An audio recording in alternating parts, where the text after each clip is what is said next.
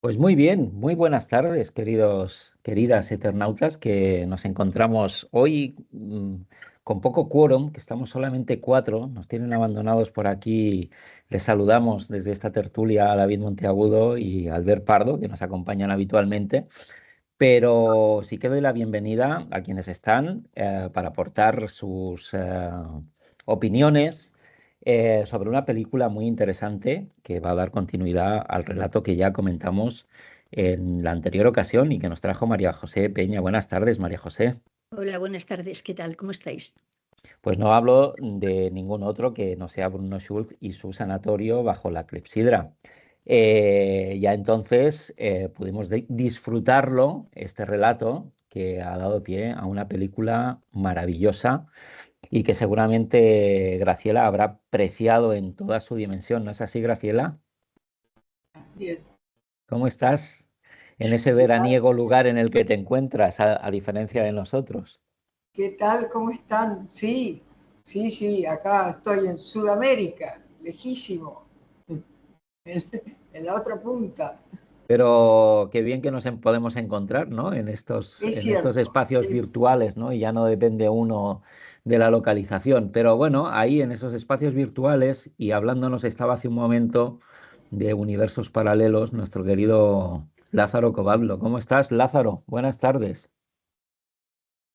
Muy bien, ¿qué tal? Muy bien, muy bien. Bueno, hoy a Aquí, Lázaro lo tenemos con una conexión por momentos un tanto débil y por momentos una conexión que funciona bien. Esperemos que en las intervenciones que vaya a realizar le acompañe la sincronía y una buena intensidad de señal y nos pueda seguir deleitando con sus opiniones. Yo voy a presentar la película que da título a la tertulia de hoy. Como os decía hace un momento, no es otra que El Sanatorio bajo la clepsidra, ¿verdad? Esta película, Sanatorium pod Clepsydra, una obra maestra del cine polaco, dirigida por Wojciech Has en 1973 y que, como decía hace un momento, está basada en los relatos del escritor Bruno Schulz y que a bien ha tenido por descubrirnos María José. Una película que, bueno, los que la hayáis visto y a los que no, os invito encarecidamente a que lo hagáis, aquellos que nos seguís por este canal de YouTube, que es una película que para la época, y no solo para la época, sino incluso en un momento actual, yo creo que rompe con esa narrativa a la que normalmente estamos acostumbrados y nos sumerge de verdad en una atmósfera que algunos podrían calificar de surrealista, sin duda cargada de simbolismo y de mucha poesía visual. Eh, Como veréis, yo ya anticipo que a mí me parece una película hiperrealista y lo anticipo ya para crear un poco de controversia, por lo menos desde mi perspectiva, y simplemente daré, pues eso, un poquito de contexto, pero estoy seguro que María José lo ampliará mucho mejor, ¿verdad? Porque conoce bien al autor, a la obra y a esta película que ya nos dijo en su momento que le había fascinado, una película que me parece una deliciosa reflexión sobre la memoria, el paso del tiempo y la identidad también, ¿eh? A mí me ha conectado con muchas cosas. Como os decía, pues la película es como si cada una de las escenas fuera un cuadro, ¿verdad? El manejo de la luz, la relación entre los personajes que aparecen, todo está medido de una manera, yo ya os anticipo que me ha fascinado esta película y que sin ser una obra, ¿no?, pensada para el gran público, ni siquiera en la época en la que fue creada, ¿verdad? Fue galardonada con el premio del jurado en el Festival de Cannes en 1973 y creo que debe de ser una de esas películas, como algunas otras también, de corte narrativo muy diferente, que o bien te atrapa o bien resultan muy difíciles de asistir a su totalidad. Yo ya os anticipo que me ha encantado, que me ha gustado muchísimo, mucho más incluso que el cuento que leí en su momento. Creo que tiene bondades, o por lo menos a mí me ha despertado sensibilidades que el cuento simplemente atisbó o las enunció. Y nada, estoy deseando escuchar qué nos cuenta María José de esta película y ya te digo, ¿no?, que te agradezco muchísimo que me la hayas descubierto, porque a partir de ahora para mí es una de mis películas de referencia. La voy a volver a ver y no en menos de una sola ocasión. Así que, María José, adelante. Bueno, pues tú ya nos has hecho una presentación fantástica. Yo poco más tengo que añadir a esa presentación. Solo diré que bueno, aunque ambos, el escritor Bruno Schulz, en quien se basa la película, no en él, sino en el relato, en uno de los relatos, en varios de los relatos de él, y el cineasta que lleva a cabo esta película, Haas, son ambos polacos, no vivieron la misma época, así que no partieron de la misma realidad histórica. Bruno Schulz nació en 1892 y murió a manos de un nazi en 1942, cuando le habían convertido en un esclavo. Trabajaba pintando para un nazi. Todo esto no solamente lo hemos comentado en el cuento anterior, cuando comentamos el cuento anterior, sino que el año pasado también nos detuvimos en un relato de Schulz y tuvimos la oportunidad de comentar su vida y sus orígenes y la realidad que le tocó vivir. Entonces paso ahora un poco por encima de ella. El cineasta que lleva a cabo esta película, Haas, nació bastante después. Nació ¿En qué año estamos? Yo a veces pierdo la referencia del año en que estamos. Estamos en 2025, ¿no? Sí, bueno, él nació en 1925, hace 100 años ahora, y murió 75 años después, cuando tenía 75 años. Claro, no se llegaron a conocer, aunque durante unos años pudieron coincidir, porque Haas era un niño y Bruno Schulz ya estaba en edad adulta. Además, Haas nació en Cracovia y Schulz vivió toda su vida, salvo alguna salida corta, en Drohobych. No parece que pudieran haber tenido contacto en aquella época, de ninguna manera. ¿Cuándo le llegó a Haas el conocimiento de Bruno Schulz? No lo sabemos exactamente, porque además Bruno Schulz no fue un autor que después de la Segunda Guerra Mundial, cuando se alcanzó la paz, alcanzara un gran renombre. Eran tiempos muy duros, la literatura interesaba poco, el Holocausto estaba muy reciente, el nuevo gobierno era comunista, estaba bajo la órbita soviética. No parece que se gozara de un momento para detenerse en la literatura. Así que debió ser un poco después, bastante después, no sé cuándo. He tratado de indagar, de buscar datos, pero no he encontrado más. Solo sabemos que Haas, cuando acabó la guerra, que ya era un muchacho, un estudiante, pues se matriculó en la Escuela Cinematográfica de Cracovia y que allí es un lugar, la de Cracovia y también la de Lodz, donde se formaron los grandes cineastas de la Escuela de Cine polaca. Había allí un bullir de creatividad. Por allí pasaron, en momentos no muy distantes unos de otros, Andrzej Wajda, Kieślowski, el mismo Haas y Polanski. Polanski también pasó por allí. Quiero decir que había una gran creatividad en aquel momento, en el momento posterior a la Segunda Guerra Mundial, pero yo no sé si fue inmediatamente cuando él empezó a conocer a Schulz. Lo que sí es cierto es que él era hijo de padre judío y madre católica, pero que fue educado de forma agnóstica. Ahora bien, a mí ya sabéis que me interesa la historia, he tratado de indagar sobre su familia, porque un padre judío recién pasado el Holocausto, qué peripecia vital había vivido, pero no he logrado encontrar nada, absolutamente nada. Así que tenemos que pasar por encima de todo eso, solo reflejar que era así. Él empezó estudiando en esa escuela de cine y lo primero que hizo fue documentales, muchos documentales. prácticamente ha sido su única profesión. Ha habido otros escritores, otros cineastas que han descubierto su vocación tardíamente o que la han compatibilizado con otras actividades. Él no, se ha dedicado exclusivamente a esto, al cine.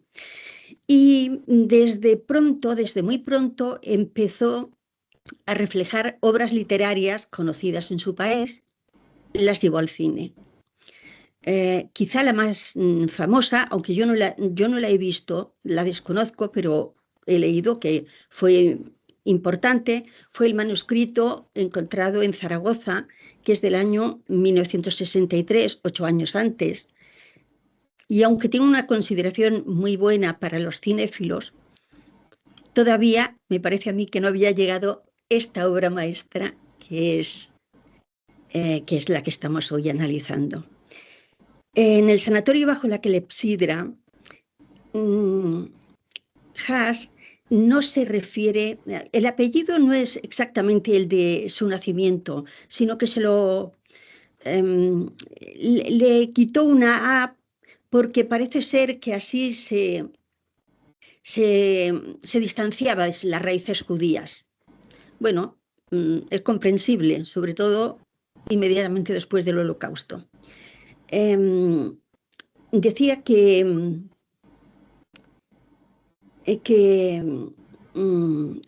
esta obra nos presenta, empieza exactamente como el relato que estudiamos la vez pasada, el sanatorio bajo la clepsidra. Pero el sanatorio bajo la clepsidra, texto, encierra varios relatos, no uno solo, encierra varios relatos. Nosotros solo leímos aquel, pero en la película de Haas hay fragmentos de otros relatos, tanto del sanatorio bajo la clepsidra como de las tiendas de color canela. Se funden, es como un paseo de realidades que se enlazan y que no tienen mucho que ver más que la atmósfera que las preside todas ellas y que está muy presente tanto en el texto de Bruno Schulz como en la película de Haas. ¿Qué más decir? Empieza, como ya he dicho, en el mismo relato. Un hombre en el vagón de un tren se dirige a un sanatorio donde está ingresado su padre y que es un sanatorio especial porque parece detener la biología y, por tanto, detener la muerte que ocurre fuera de aquel sanatorio. Pero allí, bajo las terapias que aplica el doctor, se detiene el tiempo. Joseph, su hijo, ha mandado allí al padre a ver si consigue curarse o por lo menos detenerse el tiempo, y va a visitarle. En aquella atmósfera del vagón del tren ya nos anticipa lo que va a ser toda la película.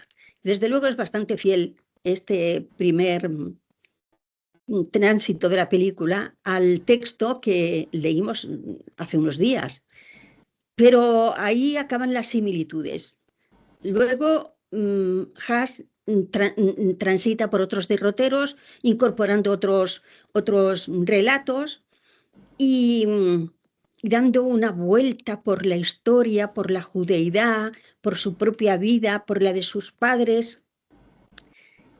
Y aunque no capta la literalidad del texto de Schulz, sí que capta, a mi juicio, la atmósfera absolutamente, completamente.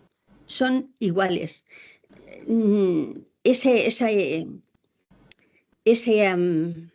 ambiente mortuorio de fin del tiempo, de que el tiempo es una realidad inaprensible y que no logramos dominar ni el tiempo ni el espacio. En esta película no se domina ni el tiempo ni el espacio. Es todo un discurrir alejado de las reglas de la razón y de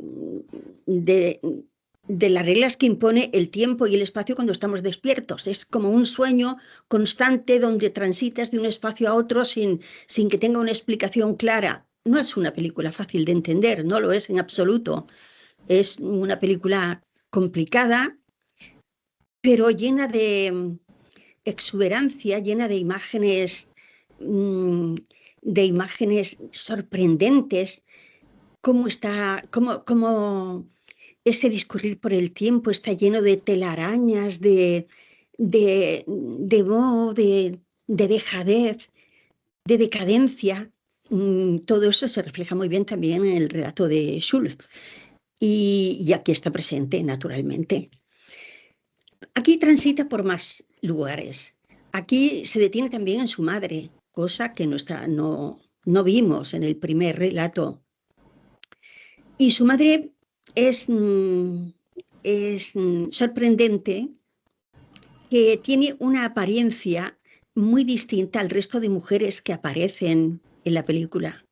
La condición femenina está tratada de una manera, no sé si intencionadamente, supongo que sí, pero desde luego hay una clara división, hay una clara frontera entre lo que es la madre y lo que es las otras mujeres. La madre tiene un aspecto de madre, o sea, sin reconocer en ella a una mujer atractiva, sin reconocer en ella a una mujer joven, juguetona, no, es una madre y por lo tanto se la dota del aspecto y el ropaje que pueda tener una madre en la que uno se sienta cómodo frente a ella, junto a ella. En cambio, el resto de mujeres son mujeres alegres, divertidas, juguetonas, medio desnudas siempre, incitantes, son otro tipo de mujeres. Bueno, ya comentamos una vez que el erotismo está muy presente en los relatos de Schulz. Aquí también está presente. Pero no está presente solo el erotismo. Es un tránsito continuo de una situación a otra, de un tiempo a otro, de un escenario a otro, sin orden ni concierto, pero guiado siempre por esa capacidad de ensoñación y que anima la base literaria de Schulz y que está presente de una forma fascinante, sorprendente, exuberante en los decorados y en el espíritu que impregna Haas. Así que recorremos la judeidad, hay escenas en las que están amigos de su padre que le van a ver, se ve el mundo de la judeidad, pero no solo eso, en aquellos cantos también que se oyen a menudo, no está solo esa judeidad, está también las historias bíblicas, el sueño de José también está presente, se transita sin orden ni concierto, pero dentro de un universo fácilmente propio y que tiene una atmósfera común, es reconocible, no son cosas disparatadas, sino que parecen, aunque sean distintas, ese transitar, esas escenas, esas realidades por las que viaja Joseph, aunque sean distintas todas, pero todas participan de esa misma visión del mundo, de ese mundo del sueño, de la sinrazón del surrealismo que te lleva por lugares desconocidos. La historia está presente, hay escenas, flashes de la historia de Polonia, del Holocausto, de la invasión napoleónica. Todo eso está presente, pero está también presente otra historia que no conoció Haas, la del Imperio Austrohúngaro. El emperador y la relación que tuvo con su hermano, emperador de México, el fusilamiento de todo eso está presente. Está presente también otras cosas que hemos visto en otros relatos de Schulz, aunque no los hayamos analizado aquí. Los maniquíes están presentes. Igual que está presente la pajarera, donde su padre se resguardaba aquel mundo de animales, unos disecados, otros vivos, que pululan constantemente en unas escenas que solo son maravillosas por la fuerza y la brillantez que tienen, pero que desde luego están absolutamente alejadas de la razón. También los escenarios interiores son muy logrados, muy bonitos, muy logrados, muchísimo. Fijaos que reproducen un estilo modernista, el Art Deco. Las sillas Tonet, me impresionaron ver las sillas Tonet, las del restaurante, las famosas sillas Tonet. Todo es muy hermoso, todo es muy bonito, todo es muy exuberante, pero todo tiene el perfume de la flor marchita, de la flor podrida. Es un mundo del que no te sacias nunca y que el cineasta conduce con muchísima maestría, llevándonos siempre por esos universos que no tienen más que razón de ser en la propia capacidad de soñar del director y en el sustrato literario que le ha facilitado Schulz. Bueno, no sé si me he extendido mucho, es que realmente he salido muy impresionada de la visión de la película y quizá he tocado demasiadas cosas sin pretenderlo. ¿Cuándo la viste por primera vez esta película, María José? Ahora. Ah, ¿tú no la habías visto antes, No, esta no la había película? visto, ¿no? Sí conocías el relato y la obra de Schulz, pero no la película. Sí. Bueno, yo sabía que Haas había realizado esta película, pero yo no la había visto. No es una película que la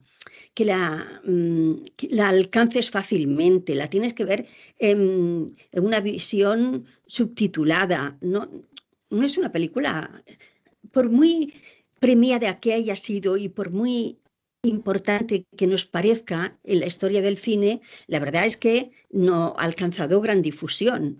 No es fácil verla. No, es una película, por ejemplo, a mí se me había pasado completamente, Ya. no desapercibida, es que desconocía su Pues existencia y lo único que lamento es no haberla podido ver siendo más joven. A mí me habría gustado ver esta película cuando todas las pulsiones de un hombre de 20 y pocos años están exacerbadas, ¿no? Porque creo que es un culto al erotismo y sobre todo al erotismo, a la mirada erótica sesgada del personaje principal de Joseph, que se encuentra con todos esos estímulos que él sabe que están ahí, pero a los que no atiende directamente, ¿no? Es curiosa esta dualidad, ya entraré más adelante porque siempre me reservo las opiniones para el final. Le voy a dar paso a Lázaro, que veo que tiene buena señal desde hace un rato. Lázaro, coméntanos acerca de la película. Bueno, vamos a ver. A mí el relato... ¿Me escucháis bien? Sí. El relato literario del sanatorio bajo la clepsidra sí que me ha gustado. Me ha gustado mucho. Trato de disentir, por lo menos todavía no sé lo que pensará Graciela, pero realmente disentir contigo, José, y con María José. Porque vamos a ver, yo creo que hay que diferenciar, hay dos factores, ¿no? La calidad intrínseca de un producto, ¿no? Y la afinidad que te produce particularmente en este caso, como se trata de cine, en cada espectador, el producto. Entonces, podría ser que un producto realmente tenga una calidad verdaderamente muy buena, pero que a alguien no le guste. Yo conozco gente que no le gusta el caviar, ¿no? Bueno, entonces, a ver, yo no discuto la calidad de la película, sí que tengo algunas observaciones. Por ejemplo, me ha parecido muy sobrecargada, poco sobrecargada en todo caso, demasiadas imágenes, y cuando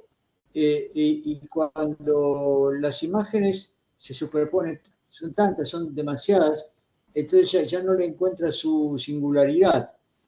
Para dar un ejemplo de esto que estoy diciendo, si tú estás en una ciudad llena de rascacielos, ¿no? Bueno, sí, está ahí, pero no te llaman la atención especialmente que haya tantos rascacielos. Pero si vas por un desierto y de pronto ves un edificio en mitad del desierto, hostia, eso sí que te llama la atención. Entonces aquí me parece que, si vale la analogía, hay en todo caso, hay demasiadas imágenes, ¿no? Hay una exhibición, un gusto, un recochineo con las imágenes. Pero eso en sí mismo no está mal. Yo debería decir que a mí personalmente, que no juzgo la película, no la juzgo porque realmente tendría que verla de nuevo, pero no me produjo placer, así que tampoco sé si la voy a ver, ¿no? En general, a mí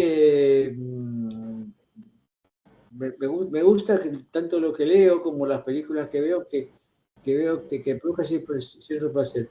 Me pareció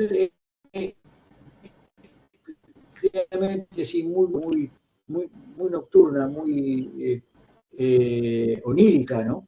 Bueno, y ese de todos modos es el estilo de Bruno Jules, ¿no? Por lo que se ha visto también en la tienda de color canela, que él tiene un deslizamiento prosístico, no sé si la palabra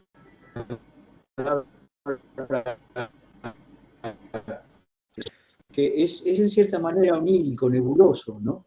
Y eso me gusta para leer, pero no sé, llevado al cine a mí no me impresionó, por supuesto, ni la décima parte de lo que a ti, José, pero de todos modos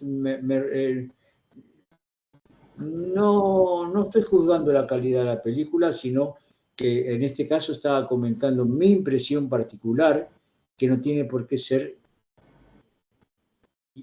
igual que la de otros, ¿no? Y eso es lo que pasa. ¿Qué puedo decir de la película en resumen?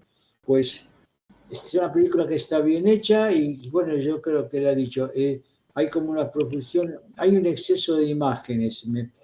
En un momento dado me acordé de la frase de ese arquitecto alemán que decía que menos es más, ¿no? Van der Rohe, ¿no?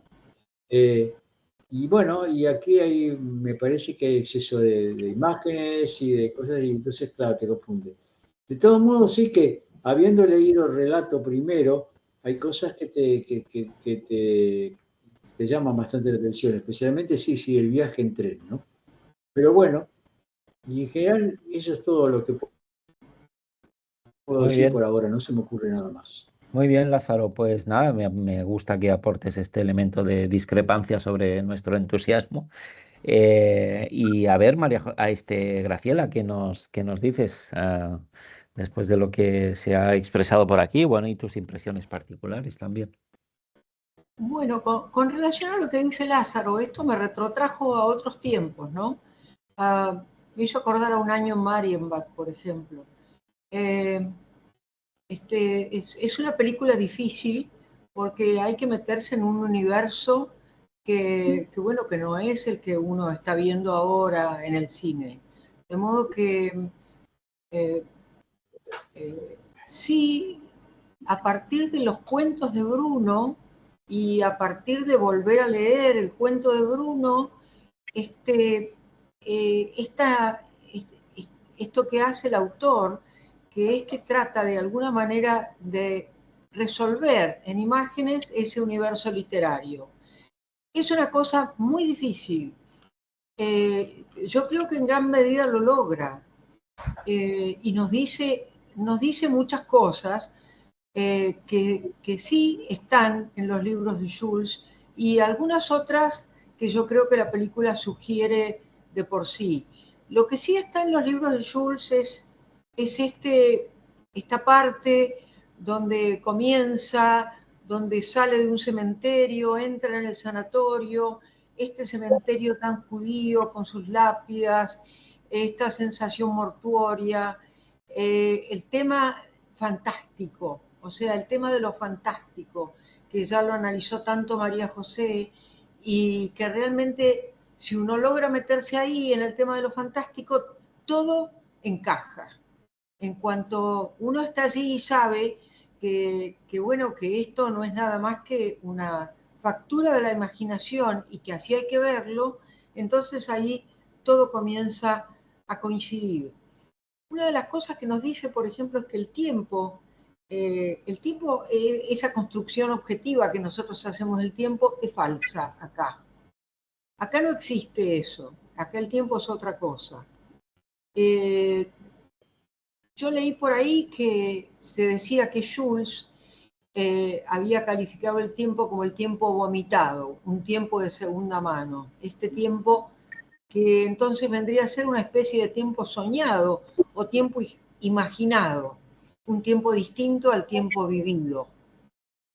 Y es una mezcla de ensoñación y de tiempo vivido. Es una mezcla entre lo onírico y la realidad. Y la idea que da también es que esa realidad puede ser modificada cuantas veces uno quiera y volver otra vez a tener una realidad onírica. Esto a uno lo sitúa en una situación de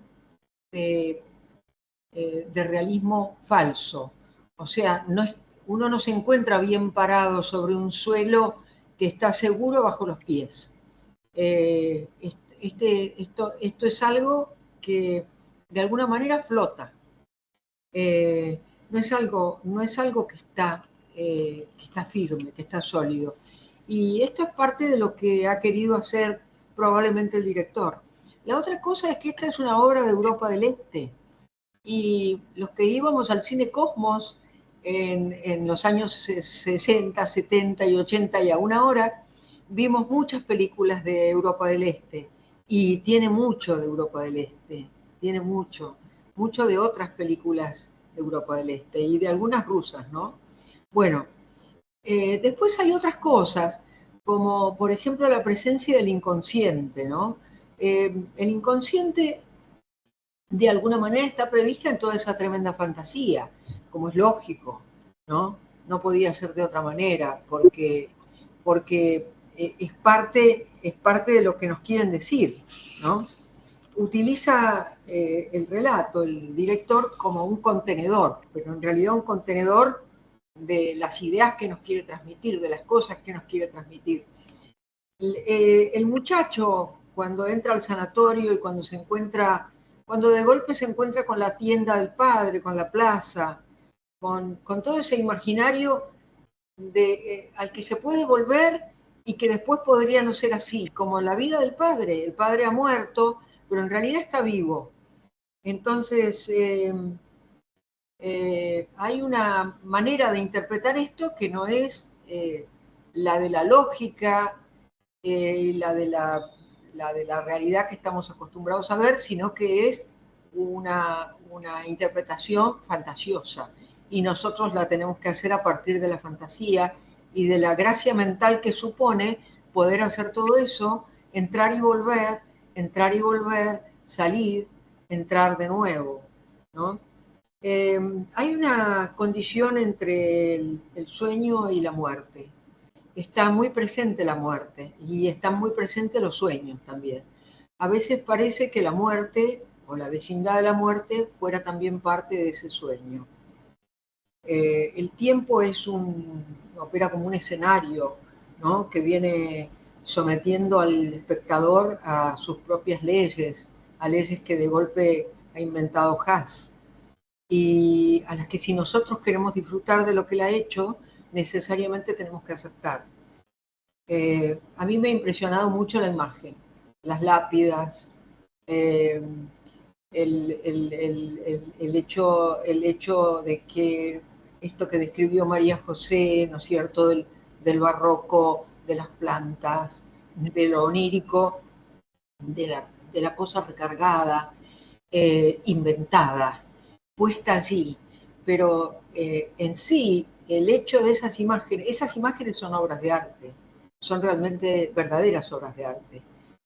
La película desde ese punto de vista es impecable, es realmente, digamos que reemplaza una ida al museo, a cualquier museo. Es enriquecedor. Y bueno, digamos que las leyes comunes de las películas y de los signos que uno está acostumbrado a ver, acá no tienen nada que ver, son otra cosa totalmente distinta. No solo por lo que ya dijimos, sino también porque hay signos como el abandono del lugar, como la precariedad de todo lo que participa, el hecho de que lo que está puede desaparecer. Es la sensación de que no hay una verdad verdadera a donde asirse. No hay nada que sea de una manera determinada. Todo lo que es podría ser de otra. E incluso esa es la sensación que nos deja a nosotros. Abre una ventana muy grande a la interioridad de uno mismo, cuando uno piensa, bueno, y a lo mejor yo también podría hacerlo. Es una invitación o un desafío a utilizar otro tipo de concepto, incluso en el mismo pensamiento. Es un juego, también es un juego. Digo, parte de lo que ha hecho también es un juego. Bueno, en realidad habría que extenderse sobre las particularidades de las imágenes, porque sí son realmente extraordinarias, pero yo creo que las descripciones de imágenes no es una cosa que uno debiera hacer, sino que uno lo que debiera hacer es volverlas a ver, ¿no? Porque el placer de la imagen o de lo que uno ve para interiorizarlo como un recuerdo, como una manera de establecer un concepto acerca de las formas y las cosas, ¿no? Es algo que no se puede verbalizar de forma literaria, que es una de las cosas que sucede con la película, a diferencia de lo que sucede con los cuentos de Jules. O sea, los cuentos de Jules a mí me provocaron imágenes internas y de alguna manera yo sentí corporeizadas estas imágenes, algunas en la película y muchas muy enriquecidas en relación con las que yo misma podría haber imaginado o interiorizado. Fue una increíble experiencia que no queda más que recomendarla, ¿no? Pues muy bien, genial. Bueno, Graciela, ya te digo que has nombrado los grandes ejes sobre los que yo iba a pronunciarme en la película, que tienen que ver pues con el inconsciente, tienen que ver con lo onírico, tienen que ver con el simbolismo y tienen que ver con todos esos elementos que tú ya has puesto también encima de la mesa y que yo, pues no sé, para no repetirme, voy a tratar de reformular un poco también mi argumento o mi valoración de la película. La verdad es que es una de esas películas a las que uno, o yo en mi caso, he accedido sin demasiada expectativa, porque, bueno, venía del relato, el relato me había gustado, pero tampoco me había resultado especialmente estimulante, ¿no? Vemos que Lázaro tiene ahí alguna dificultad. Voy a ver si lo silencio y no... Vale. Entonces le pediremos a Lázaro, si acaso, que luego se vuelva a abrir el micrófono. Os decía, ¿no?, que a mí esta película he ido a ella sin demasiada expectativa y sin embargo me ha fascinado, que ya lo he anunciado en mi introducción. Además, porque me ha conectado con todos estos elementos que tienen que ver con lo psicoanalítico, ¿no? A mí me parece profundamente una película muy psicoanalítica esta también, en la época en la que se construye, y también es verdad que, como decía María José al principio, no son coetáneos ni el director ni el autor del relato del escritor Schultz, pero sí que lo es el texto con respecto al director, que yo creo que lo que hace es magnificar, ¿no? Ponerle sobre todo textura, atmósfera, añadirle, ¿no?, con toda esta este marco también que construye, donde uno puede transitar por diferentes escenarios, rompiendo, ¿no?, con esa ruptura con la realidad en el eje espacio-tiempo.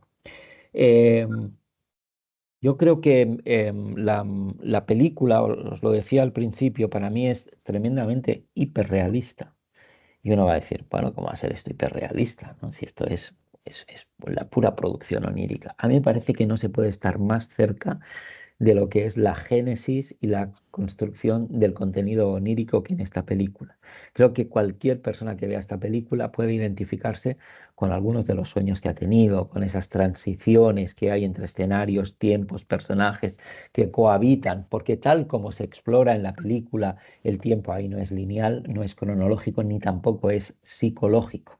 Es un tiempo que está argumentado principalmente por el deseo, y el deseo rompe completamente con las dinámicas propias de lo existencial. El deseo trasciende, ¿sí? Y nos sitúa en escenarios donde, por ejemplo, podemos apreciar los 4 conceptos fundamentales que Lacan explora, ¿verdad? En su obra Los 4 conceptos del psicoanálisis.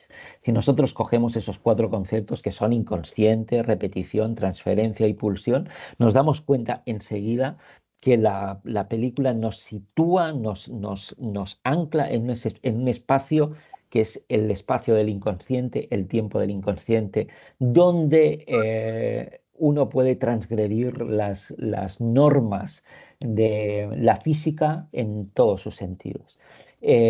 Porque, tal como decía Lacan, el inconsciente está estructurado como un lenguaje y las dos figuras que permiten construir los sueños, como es la metáfora y la metonimia, se articulan aquí a través de ese simbolismo y los desplazamientos que se producen no solamente en lo físico, sino también en los espacios, sino también en el tiempo. Y ahí enlaza directamente con el otro gran concepto lacaniano, que es el de la repetición, la compulsión a la repetición, el recrear una y otra vez aquello que está drenado a partir de nuestro deseo, de cómo nuestro deseo es capaz de llevarnos una y otra vez a los mismos escenarios, a los mismos conflictos, a las mismas pulsiones, ¿no? Y eso es lo que nos configura, de algún modo, como sujetos en el mundo.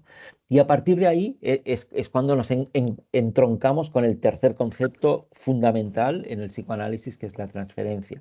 El hecho de que cosas que hemos vivido, que hemos sentido, que hemos eh, disfrutado y sufrido también con algunas personas, se transfieran a otras en otros momentos de nuestra vida. A mí me ha parecido especialmente relevante y significativa esta relación que él mantiene con ese niño, que para mí no es otro que él mismo en un momento anterior, y esa interlocución que el hombre adulto mantiene, no tanto quizá una interlocución, pero sino una mirada, ¿no?, hacia la infancia, está perfectamente intrincada en eso que los une, que es el deseo, y que, por otro lado, está constantemente estimulado por todas esas mujeres que, como bien decía María José al principio, se diferencian tanto y tan bien de la madre. Porque la madre es una mujer asexuada, mientras que todas las mujeres aparecen cargadas de un erotismo, de una pulsión, y ahí está el 4 concepto en Lacan, en los 4 conceptos fundamentales del psicoanálisis, es la pulsión, ¿no? Esas fuerzas internas que buscan la satisfacción mucho más allá, ¿no?, de esas necesidades biológicas, ¿no? Y luego creo, porque la película se articula en torno a otro eje que a mí me parece que es fundamental en el paso de la infancia, no voy a decir a la adultez, pero sí a una cierta toma de conciencia, o como mínimo a la pérdida del paraíso infantil, porque es cuando uno toma conciencia verdadera de la muerte. Quiero decir, el hecho de hacerse adolescente supone aceptar la muerte como un hecho inevitable, no ya mágico, del cual se puede salir, y aceptar el reclamo y el llamado de la pulsión sexual. Creo que esos dos ejes, que podrían definirse perfectamente en el tránsito de la infancia hacia la adolescencia, están absolutamente presentes en la película. Esos escenarios tétricos en los que al mismo tiempo cohabita el llamado erógeno y erótico. Y yo creo que a mí ese espacio bidimensional construido por esos dos ejes me ha conectado directamente pues con el niño, con el adolescente que en algún momento fui, en el que, como la mayoría de niños, viven atormentados por esa idea de esa muerte ya que uno sabe segura y el constante reclamo, ¿no? De la pulsión, el deseo sexual, las posibilidades de acceso y sobre todo la inhibición también, ¿no? Cómo uno se inhibe, convive con eso sin mirar hacia eso, cuando todos los demás además están presentes y tampoco prestan demasiada atención a esa vivencia, ¿no? Que puede tener el niño. A mí la verdad es que al margen de todo lo que habéis dicho, me ha conectado mucho la película con el adolescente que fui, con el niño que fui y también con el hombre que soy, que quizá mira eso con una cierta indiferencia. Creo que el personaje de Joseph sería, ¿no? Un hombre pues ya más joven que yo, un hombre que está en los 40 o más o menos, lo situaba yo en esa franja de edad. Y luego también está esta relación con los padres, ¿verdad? La madre que emerge, no solamente, como decía María José, como una madre, ¿no? Carente de erotismo o desdibujada de todo ese erotismo, sino que actúa como una figura un tanto superyoica, ¿no? ¿Verdad? Reguladora, que pretende marcar ciertos caminos por donde el hombre, no sabe uno muy bien si le habla al hombre, si le habla al niño, debe transitar. Y esa figura se mantiene, ¿no? Muy hierática y completamente posicionada. eh, Guarda un secreto, ¿no? Las madres como cofres que aguardan en su interior secretos que solamente anuncian o atisban o permiten atisbar, pero que no revelan del todo. Y también le confiere una cierta magia a lo femenino ahí. Yo creo que también hay una mirada del niño a ese enigma que le resulta a la madre, en un discurso algo muy ambiguo con respecto al padre y las ausencias y los retornos. Y luego ese padre, ¿no? Que es un padre por momentos casi un provocador, desde aquel que ha alcanzado la muerte y prácticamente se ríe de ella o se ríe de la vida desde ese lugar alcanzado. A mí me parece de una profundidad existencial y filosófica también, y que plantea preguntas sublimes, ¿no? Y hay momentos de la película, como por ejemplo cuando dice qué pasa con esos acontecimientos que el tiempo en sí mismo no puede acoger. O sea, acontecimientos que trascienden la mera dimensión temporal y que evidentemente tienen un correlato en lo estrictamente psicológico o psicoanalítico si uno se va al inconsciente. Acontecimientos que duran toda la vida. No es que tengan un transcurrir en todo el tiempo cronológico que uno vive, sino que desde el momento en que ocurren están alcanzando un futuro todavía por llegar o incluso un pasado en el que ni siquiera se habían manifestado esos acontecimientos y tienen un componente que es transtemporal y por lo tanto el tiempo no los puede acoger, como por ejemplo lo son los hechos traumáticos, que abarcan la totalidad de la persona y del psiquismo desde antes incluso de su ocurrencia y se proyectan hacia un futuro que ni siquiera sabemos si el sujeto alcanzará. A mí me parece de una magnificencia la película y que en este caso Haas no creo que se debiera a una fidelidad al texto de Schultz, sino que los textos de Schultz le permiten dimensionar todas estas cuestiones y elementos que van desde la física. Hay algunos pasajes que parecen casi de física cuántica, ¿no? Muy al inicio de la película, él accede al sanatorio y luego se ve desde dentro de la ventana accediendo a él mismo al sanatorio. O sea, es decir, son hechos que ocurren y no ocurren al mismo tiempo, desafiando obviamente las leyes de la física basadas en el relativismo de Einstein y que solamente desde el ámbito cuántico es que podemos hacer aproximaciones con respecto a cómo la física cuántica concibe el tiempo. Bueno, no sé, no quiero alargarme mucho más, ya veis que hay mucha No, pulsión mira, en todo eh, lo que digo. Dime, Graciela. no, yo quería señalar una cosa que se me escapó un poco, pero que, que fue una de las reflexiones que me han quedado como dando vueltas, ¿no? Con esto, que es la descomposición y el abandono del lugar, el polvo, y todo eso vinculado con la vejez y la muerte, ¿no? Las telarañas, las plantas trepadoras que invaden todo, el padre iluminado con una lámpara de quirófano que está realmente muerto, por más que se diga que no.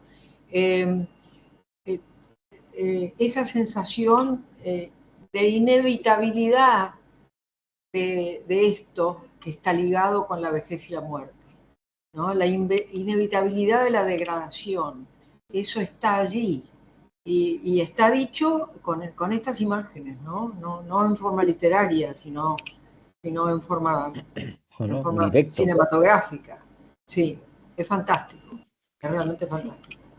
Yo también quería, antes he olvidado mencionarlo, pero me ha sorprendido, bueno, no me ha sorprendido porque ya lo había visto antes en los cuentos de Schulz, pero creo que también está presente aquí.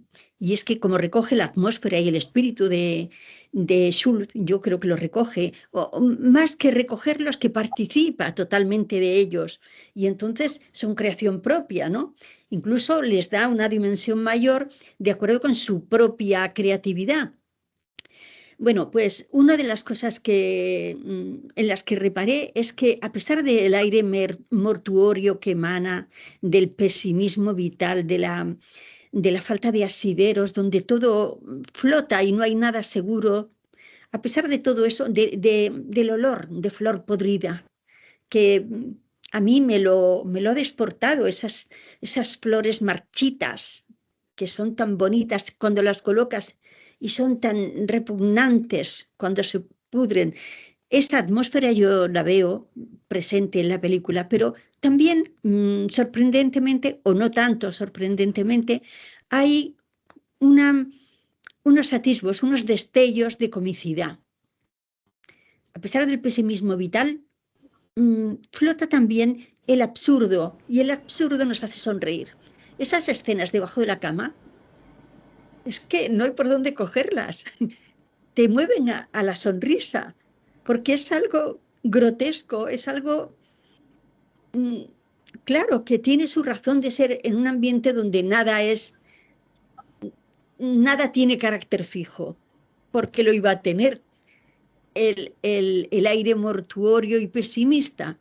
Pues dentro de él también hay esos momentos que son realmente sorprendentes, de una escena debajo de la cama, y les parece a todos tan normal estar debajo de la cama para conversar, o nada tiene razón, nada se sujeta a la lógica. Por lo tanto, es un discurrir constante por los caminos de lo imposible, quizá, pero de lo que realmente es una realidad interna de cada uno de nosotros. Así es. Así es. Pues no sé si tenéis alguna cosa más que añadir. Yo la verdad es que ya he dejado claro mi adhesión y mi gusto por esta pieza. Y bueno, pues si queréis cerrar con alguna cosa más o aportar alguna cosa más. No, ya, bueno, por mi parte no tengo nada más que añadir, solo decir que a pesar de la viveza de todas esas imágenes, de la exuberancia, de lo barroco, de los escenarios que nos muestra Haas, yo no sé, prefiero el texto literario de Schulz. Lo hago más mío y me permite más transitar como yo quiero. Menos mal que lo tenemos, solo eso.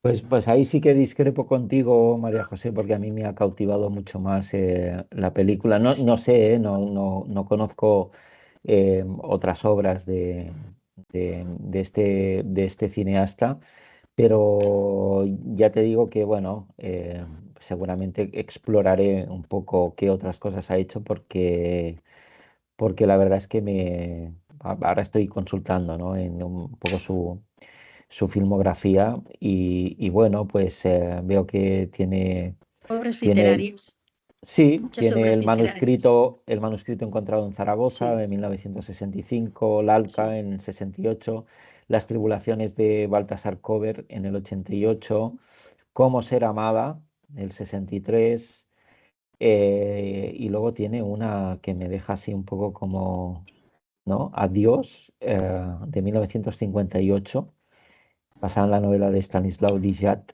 y que, y que en fin, bueno, creo que es un autor al que le voy a echar un vistazo, porque bueno, en esta película a mí me ha fascinado y quiero ver un poquito más que otras cosas ha hecho.